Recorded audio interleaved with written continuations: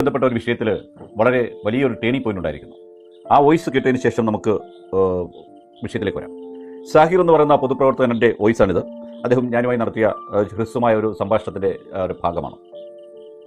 നമ്മൾ ഇത്രയും ഈ സ്ഥലങ്ങൾ കറങ്ങിയപ്പോ ഒരാൾ പോലില്ലേ, ഒരു കുടുംബത്തിൽ നിന്നായിക്കോട്ടെ, ഒരു പേഷ്യൻസ് ആയിക്കോട്ടെ, ഒരു കീമോ ചെയ്തായിക്കോട്ടെ, സ്റ്റാർട്ടിംഗ് സ്റ്റേജിലുള്ള ആളായിക്കോട്ടെ, ഒരു ചിരിയായിട്ടൊന്ന് സംസാരിക്കുന്ന രീതി നമ്മൾ കാണുന്നില്ല എവിടെയും. കീമോ ചെയ്യുന്ന ഒരാൾ അവരുടെ ദേഹത്ത് പിടിപ്പിക്കുന്ന മെഡിക്കൽ ഉപകരണം വെച്ച് ഇങ്ങനെ അടിച്ച് പാട്ട് പാടാനോ, ഞാൻ വീണ്ടും ഇതാ വരുന്നുണ്ട്, സബ്സ്ക്രിപ്ഷൻ ചാനലുമായിട്ട് പുറത്തു വരാൻ പോകുന്നു, വീണ്ടും വരും, വീണ്ടും കാണാൻ മോനെ എന്നൊന്നും പറഞ്ഞ് ഈ ക്യാൻസർ പേഷ്യൻസിന്റെ കിടക്കുന്ന കിടക്കയിൽ ഇരുന്നുകൊണ്ട് വീഡിയോ റെക്കോർഡ് ചെയ്യാനോ അത് അപ്ലോഡ് ചെയ്യാനോ ഒന്നും സാധിക്കില്ല എന്നുള്ളതാണ് ഒരിക്കലെങ്കിലും RCC പോയിട്ടുള്ള ആൾ മനസ്സിലാക്കുന്നത്. ഹലോ സുഹൃത്തുക്കളെ, കഴിഞ്ഞ കുറച്ച് ദിവസങ്ങളിലായിട്ട് നമ്മൾ സോഷ്യൽ മീഡിയയിൽ കാണുന്ന വലിയൊരു ചർച്ചയുണ്ട്. അന്തരിച്ച നടൻ കൊല്ലം സുധീർ, അദ്ദേഹത്തിന്റെ ഭാര്യ രേണു സുധിയുടെ രോഗാവസ്ഥയെ കുറിച്ചാണ് കേട്ടോ. അതായത് തനിക്ക് ക്യാൻസർ ആണെന്നും ട്രീറ്റ്മെന്റിലാണെന്നൊക്കെ കാണിച്ച് അവര് പങ്കുവെച്ച വീഡിയോകൾ ഒരുപക്ഷെ നിങ്ങളും കണ്ടിട്ടുണ്ടാകാം. പലരും വിഷമത്തോടെയാണ് അത് കണ്ടത്. എന്നാൽ ഈ ഒരു വിഷയത്തിൽ വളരെ അപ്രതീക്ഷിതമായിട്ടുള്ള ഒരു ട്വിസ്റ്റ് സംഭവിച്ചിരിക്കുകയാണ് കൂട്ടുകാരെ. കണ്ണൂരിലെ ഒരു പൊതുപ്രവർത്തകൻ സംസ്ഥാന മനുഷ്യാവകാശ കമ്മീഷന് ഒരു പരാതി നൽകിയിട്ടുണ്ട്. രേണുസുധിയുടെ ഈ രോഗം വെറും ഒരു ഉടായ്പാണോ എന്ന് അന്വേഷിക്കണമെന്ന് ആവശ്യപ്പെട്ടാണ്. ശരിക്കും അത് കേൾക്കുമ്പോൾ നമുക്ക് ഒരു ആശ്ചര്യവും ഒപ്പം കുറച്ച് വിഷമവും ഒക്കെ തോന്നൂല്ലേ.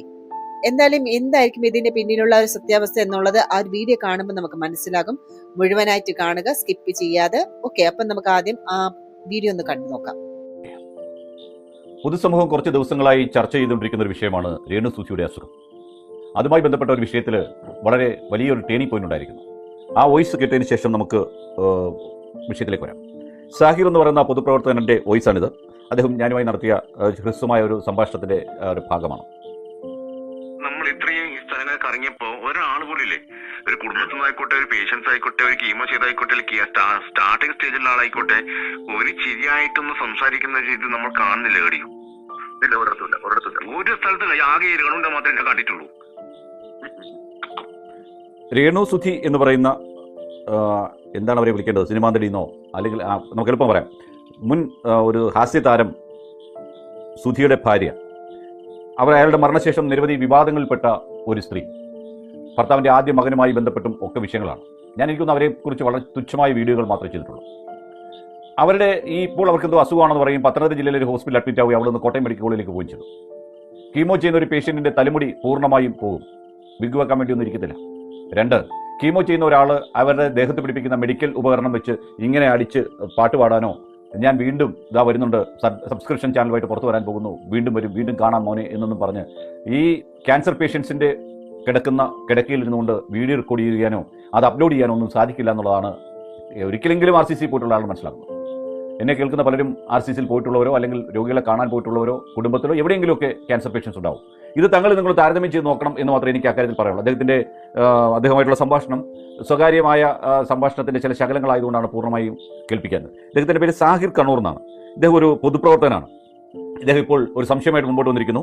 അദ്ദേഹം സംസ്ഥാന മനുഷ്യാവകാശ കമ്മീഷന് രേണു സുധിയുടെ രോഗം എന്താണ്, രോഗാവസ്ഥ എന്താണ്, അവർ പറയുന്നത് ശരിയാണോ എന്ന് അന്വേഷിക്കണമെന്നും, ഈ സോഷ്യൽ മീഡിയയിലൂടെ ഇപ്പോൾ ഇത് പല രീതിയിലുള്ള കണ്ടന്റാക്കി വെളിയിൽ വിടുകയും അവർക്ക് ഗൾഫിൽ പോയിട്ട് ഷോ നടത്തിയിട്ട് തിരിച്ചു വരുന്ന സമയത്ത് വേറെ യൂട്യൂബറായ ലേഡിയുമായി ഉണ്ടായ പ്രശ്നത്തിന് പുറത്ത് അവർ പരാതി അയച്ചുകൊണ്ട് എയർപോർട്ടിലൂടെ നിർബാധം കടന്നു വരാൻ പറ്റാതിരിക്കുകയും അവരെ നല്ലപോലെ കസ്റ്റംസ് ചോദ്യം ചെയ്യുകയും തെളിവെടുക്കുകയും ഒക്കെ ചെയ്തു എന്നുള്ളത് പുറത്തു വന്നതിന് ശേഷം അവർ ഗൾഫിലേക്ക് പോകാതിരിക്കുകയും അതിനുശേഷം പെട്ടെന്ന് താൻ രോഗിയാണെന്ന് പറയുക, ആ രോഗം വെച്ച് തന്നെ ചില കണ്ടിട്ടില്ല, 55-ാമത്തെ വയസ്സിലും 60-ാമത്തെ വയസ്സിലും മറ്റു മാർഗ്ഗങ്ങളൊന്നും ഇല്ലാതെ വരുമ്പോൾ ഗർഭം ആണ് എന്ന് പറഞ്ഞ് വീഡിയോ ഇടുകയും ആ ഗർഭസ്ഥ ശിശുവിനെ വെച്ച് കാശ് എടുക്കാനുള്ള മാർഗ്ഗം ചെയ്യുന്നതൊക്കെ നമ്മുടെ ശ്രദ്ധയിൽപ്പെട്ടിട്ടുണ്ടല്ലോ. അതുപോലെ തന്നെ ഈ രോഗം വെച്ച് പണം പിരിക്കുകയാണോ എന്നൊരു പൊതുസമൂഹത്തിന് ധാരണയുണ്ടാകുന്നു. ആ ധാരണയ്ക്ക് കാരണം അവരുടെ ഭർത്താവിൻ്റെ ആദ്യത്തെ മകൻ കിച്ചു എന്ന് പറയുന്ന പയ്യനുമായിട്ടുള്ള പ്രശ്നങ്ങൾ, ഇതെല്ലാം സോഷ്യൽ മീഡിയ വരികയും അതിലൂടെ കൂടുതൽ റീച്ച് കിട്ടി പണം ഉണ്ടാക്കാനും സെലിബ്രിറ്റികളെല്ലാം അങ്ങോട്ട് വിളിച്ചിട്ട് എനിക്കൊന്ന് കാണണമെന്ന് പറയാനും അവരങ്ങോട്ട് ചെന്നിട്ട് ഗിഫ്റ്റ് കൊടുക്കുന്നതും പണം കൊടുക്കുന്നതും ഒക്കെ ആയിട്ടുള്ള വാർത്തകളും പുറത്തു വരുന്ന സാഹചര്യത്തിലാണ് പൊതുപ്രവർത്തകനായ സാഹിർ കണ്ണൂർ എന്ന് പറയുന്ന ആൾ ബഹുമാനപ്പെട്ട ജുഡീഷ്യൽ ചെയർപേഴ്സൺ കേരള സംസ്ഥാന മനുഷ്യാവകാശ കമ്മീഷൻ മുൻപാകെ ഈ പരാതി സമർപ്പിക്കുന്നതെന്ന് പറഞ്ഞുകൊണ്ട് തുടങ്ങിയാണ്. ക്യാൻസർ രോഗം ബാധിച്ചു എന്ന് അവകാശപ്പെട്ട് സാമൂഹ്യ മാധ്യമങ്ങളിൽ സജീവമായി ഇടപെടുന്ന രേണു സുധി എന്ന വ്യക്തിയുടെ പ്രവർത്തനങ്ങളിൽ എനിക്ക് അനുഭവപ്പെടുന്ന ചില ഗുരുതരമായ സംശയങ്ങൾ പങ്കുവെക്കുന്നതിനാണ് ഈ അപേക്ഷ. ഒരു സാമൂഹ്യ പ്രവർത്തന നിലയിൽ RCC Amrita hospital, CMC Vellore തുടങ്ങിയ പ്രമുഖ ക്യാൻസർ ചികിത്സാ കേന്ദ്രങ്ങൾ നിരന്തരം സന്ദർശനം നടത്തുന്ന വ്യക്തിയാണ് ഞാൻ. ക്യാൻസർ രോഗികൾ ചികിത്സാ ഘട്ടങ്ങളിൽ ശാരീരികവും മാനസികവുമായി അനുഭവിക്കുന്ന കഠിനമായ വേദന, കീമോതെറാപ്പി പോലുള്ള ശാരീരിക ആവശ്യകതകൾ എന്നിവ നേരിൽ കണ്ടിട്ടുള്ള വ്യക്തി എന്നുള്ള ആളാണ് ഞാൻ. എന്നാൽ പ്രസ്തുത വ്യക്തിയുടെ വീഡിയോകളിൽ കാണുന്ന പെരുമാറ്റ രീതികൾ ഇത്തരം ചികിത്സകൾക്ക് വിധേയമാകുന്ന രോഗികളുമായി ഒത്തുപോകുന്നില്ല. എന്ന് വെച്ചാൽ ഒരിക്കലും ഒരു ക്യാൻസർ രോഗിക്ക് ഇങ്ങനെയൊന്നും ചെയ്യാൻ പറ്റില്ല എന്നാണ് അദ്ദേഹം ആവശ്യപ്പെട്ടിരിക്കുന്നത്. മനുഷ്യാവകാശ കമ്മീഷനെ ഇടപെടും. കാരണം രോഗം വെച്ച് മറ്റൊരു രോഗമുള്ള ധാരാളം ആൾക്കാരെ അവരെല്ലാം കബളിപ്പിക്കപ്പെടുന്നവരാണ് സമൂഹത്തെ തോന്നിപ്പിക്കുന്ന രീതിയിൽ സെലിബ്രിറ്റിയാണെന്ന് സ്വയം അഹങ്കരിച്ചുകൊണ്ട് ഒരു സ്ത്രീ കാണിക്കുന്ന കുടിലതയാണോ ഊടായ്പാണോ ഇതെന്നുള്ളതാണ് അദ്ദേഹത്തിന്റെ സംശയം. ആ സംശയം ന്യായമാണ്. ഈ സംശയം ഇവരെ ശ്രദ്ധിക്കുകയും ഇവരുമായി ബന്ധപ്പെട്ട പല വിഷയങ്ങൾ കാണുമ്പോഴും തോന്നിയിട്ടുണ്ട്. ആ സമയത്താണ് ഇതുമായി ബന്ധപ്പെട്ട് നോക്കുമ്പോഴാണ് അവർ നമ്മൾ ഈ കമ്മലൊക്കെ അടിച്ചിങ്ങനെ പാട്ട് പാടുന്ന പോലെ കയ്യിലിട്ടിരിക്കുന്ന മെഡിക്കൽ ഉപകരണം കീമോതെറാപ്പിയുമായി ബന്ധപ്പെട്ട് ഹൃദയവുമായി ഡയറക്റ്റ് ബന്ധം വരുന്ന വെയിനിലിട്ടിരിക്കുന്ന ആ ഉപകരണത്തെ അടിച്ചുകൊണ്ട് ഇങ്ങനെ ഈ ഒരു വീഡിയോ ഇരുന്ന് കണ്ടത്. എന്നിട്ട് മാത്രമല്ല സബ്സ്ക്രിപ്ഷനിൽ ഞാൻ ആക്റ്റീവായി ഉടൻ വരുന്നു മകനെ എന്ന് പറഞ്ഞ് മൊനെ എന്നും പറഞ്ഞിട്ടാണ് നിർത്തിയിരിക്കുന്നത്. ഇതൊക്കെ കാണുമ്പം സ്വാഭാവികമായിട്ട് എല്ലാവർക്കും സംശയം തോന്നാം. എന്തിനേറെ നിങ്ങൾക്കറിയാം, ക്യാൻസർ എന്ന് പറഞ്ഞ ലോകത്ത് ആർക്കും വരരുതേ എന്ന് പ്രാർത്ഥിക്കേണ്ട ഒരു രോഗമാണ്. അത്രമാത്രം ബുദ്ധിമുട്ട് ശാരീരികവും മാനസികമായി ഉണ്ടാക്കിയെടുക്കുന്ന രോഗമുള്ള ഒരാളിന് എത്ര ധൈര്യമുണ്ടെങ്കിലും എത്ര വിൽ പവർ ഉണ്ടെങ്കിലും ഇങ്ങനെയൊന്നും ആകാൻ പറ്റില്ല എന്നാണ് അതുമായി ബന്ധപ്പെട്ട് നിന്നിട്ടുള്ളവരും കണ്ടിട്ടുള്ളവരും മനസ്സിലാക്കുന്നത്. കൂടാതെ ഇങ്ങനെയൊന്നും വളരെ സ്മാർട്ടായിട്ട് ഒരാൾക്കും സംസാരിക്കാൻ പറ്റില്ല. അതെല്ലാം ഉപരി അങ്ങനെയുള്ള രോഗികൾ അവരെ പരിചരിക്കുന്ന ഹോസ്പിറ്റലിനുള്ളിൽ നിന്ന് ഇങ്ങനെ വീഡിയോ ഷൂട്ട് ചെയ്ത് പുറത്തുവിടാൻ സാധിക്കില്ല എന്നുള്ളതും അതുമായി അടുത്ത് അറിയാവുന്നവർക്കെല്ലാം തന്നെ അറിയാം. അദ്ദേഹമാണെങ്കിൽ കേരളത്തിലെ ഒട്ടുമിക്ക ക്യാൻസർ ചികിത്സാ കേന്ദ്രങ്ങളിലൂടെയും വെല്ലൂരിൽ ഉൾപ്പെടെയുള്ള സ്ഥലങ്ങളിൽ പോകുന്ന ഒരു മനുഷ്യാവകാശ പ്രവർത്തകനാണ്. അതുകൊണ്ട് അദ്ദേഹത്തിന് ഇത്രയൊക്കെ കണ്ടപ്പോൾ തന്നെ ഈ വിഷയത്തിൽ സംശയം തോന്നിയതിന്റെ പുറത്താണ് പരാതിയുമായി പോയിട്ടുള്ളത്. നാളെ അദ്ദേഹത്തിന് നേരെ പൊങ്കാലയിട്ടിട്ടോ അദ്ദേഹത്തെ വലിച്ചു കയറാൻ ശ്രമിച്ചിട്ടോ കാര്യമില്ല. അങ്ങനെ ഒരു പൗരന് സംശയം തോന്നിയാൽ ആ സംശയം ദൂരീകരിക്കപ്പെടേണ്ടത് തന്നെയാണ്. അത് സർക്കാർ ഉദ്യോഗസ്ഥന്റെ ആയാലും സാധാരണ പൗരന്റെ ആയാലും ഇങ്ങനെ പൊതുജനത്തിന്റെ പണം അടിച്ചു മാറ്റാനോ അല്ലെങ്കിൽ തന്റെ ചാനലിന് ഹൈപ്പ് കിട്ടാനോ അമ്മയും മകനും തമ്മിലുള്ള അഡ്ജസ്റ്റ്മെന്റ് പുറത്തത് അവർ തമ്മിലുള്ള ദേഷ്യവും വൈരാഗ്യവും ഒക്കെ പുറമേ കാണിക്കുകയും ഉള്ളിൽ നമ്മൾ ഇത് സബ്സ്ക്രൈബ് ചെയ്യുകയും സബ്സ്ക്രിപ്ഷൻ ചാർജിൽ പൈസ ഇടുകയൊക്കെ ചെയ്തതിനു ശേഷം അവരുടെ ഈ വരുമാനം വർദ്ധിക്കുന്നതിൽ അവരോർത്ത് സന്തോഷിക്കുകയാണ് നമ്മളെയൊക്കെ പറ്റിച്ചല്ലോ എന്നുള്ളത്. ആ പറ്റിയത് പാടില്ല എന്നുള്ള രീതിയിലാണ് അദ്ദേഹം ഇങ്ങനെ ഒരു നടപടിയായി മുമ്പോട്ട് പോയിരിക്കുന്നത്. അദ്ദേഹത്തിന്റെ പ്രവർത്തനം ശ്ലാഘനീയമാണ്. മദ്യത്തിനും മയക്കുമരുന്നിനും എതിരെ മനുഷ്യാവകാശ ദംശനങ്ങൾക്കെതിരെ ദീർഘകാലമായി കണ്ണൂർ കേന്ദ്രമായി പ്രവർത്തിക്കുന്ന മനുഷ്യനാണ് ഇദ്ദേഹം. നവീൻ ബാബുവിന്റെ മരണം ഉൾപ്പെടെയുള്ള കാര്യങ്ങളിൽ വളരെ സജീവമായി പ്രവർത്തിച്ച ഒരാളാണ് സഹീർ കണ്ണൂർ. അദ്ദേഹത്തിന്റെ പ്രവർത്തനങ്ങൾ സജീവമായി മുമ്പോട്ട് പോകട്ടെ.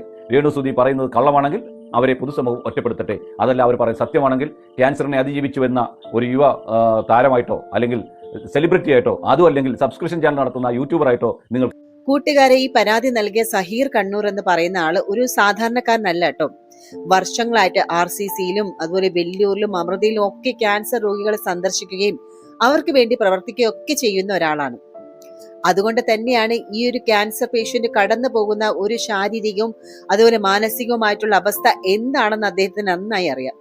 നമ്മളൊന്ന് ആലോചിച്ച് നോക്കൂ, കീമോതെറാപ്പി ഒക്കെ സ്റ്റാർട്ട് ചെയ്യുന്ന ഒരു രോഗിക്ക് അനുഭവപ്പെടുന്ന ഒരു കഠിനമായിട്ടുള്ള ക്ഷീണം, മുടികൊഴിച്ചിൽ, ഇതൊന്നും രേണുവിന്റെ കാര്യത്തിൽ പ്രകടമല്ല എന്നാണ് അദ്ദേഹം ചൂണ്ടിക്കാണിക്കുന്നത്. അതുപോരാത്തത് തന്നെ ഈ ഒരു രേണുവിന്റെ റീൽസ് വീഡിയോ കണ്ടിട്ടുണ്ടെങ്കിൽ അത് അറിയാൻ തോന്നുന്നു. അവരുടെ ചില വീഡിയോകളിൽ കയ്യിലിട്ടിരിക്കുന്ന ആ മെഡിക്കൽ ഡിവൈസിലൊക്കെ താളമിട്ട് പാട്ട് പാടുന്നു. ഇതൊക്കെ നമ്മൾ അവരുടെ റീൽസിൽ കാണുന്നതാണ്. അത് മാത്രമല്ല, വയ്യായികയാണ് എന്ന് പറഞ്ഞിട്ടും താൻ സബ്സ്ക്രിപ്ഷൻ ചാനലിലൂടെ തിരികെ വരും എന്ന് പറഞ്ഞുകൊണ്ട് വളരെ എനർജറ്റിക് ആയിട്ട് സംസാരിക്കുന്നുമുണ്ട്. സാധാരണയായിട്ട് ഇത്തരം രോഗികളുമായിട്ട് ഇടപഴകുന്ന ആർക്കും ഇതിലൊരു സ്വാഭാവികത കുറവ് തോന്നാം. ശരിക്കും പറഞ്ഞാൽ എത്ര വലിയ വിൽ പവർ ഉണ്ടെന്ന് പറഞ്ഞാലും ശരി, ഇത്രയും സ്മാർട്ടായിട്ട് ഹോസ്പിറ്റലിനകത്ത് നിന്ന് പോലും കണ്ടന്റുകൾ ക്രിയേറ്റ് ചെയ്യാൻ ഒരു രോഗിക്ക് എങ്ങനെ സാധിക്കുന്നു എന്നുള്ള ചോദ്യം തള്ളിക്കളയാൻ പറ്റുമോ? കൂട്ടുകാരെ, നമ്മൾ ഇതിന്റെ മറ്റൊരു വശം കൂടി കാണേണ്ടതുണ്ട്. അതായത് മുൻപ് ഭർത്താവിന്റെ ആദ്യത്തെ മകൻ കിച്ചുവുമായിട്ടുണ്ടായ കുടുംബ പ്രശ്നങ്ങൾ വലിയ തർക്കങ്ങൾക്ക് വഴിമാറിയിട്ടുണ്ടായിരുന്നു.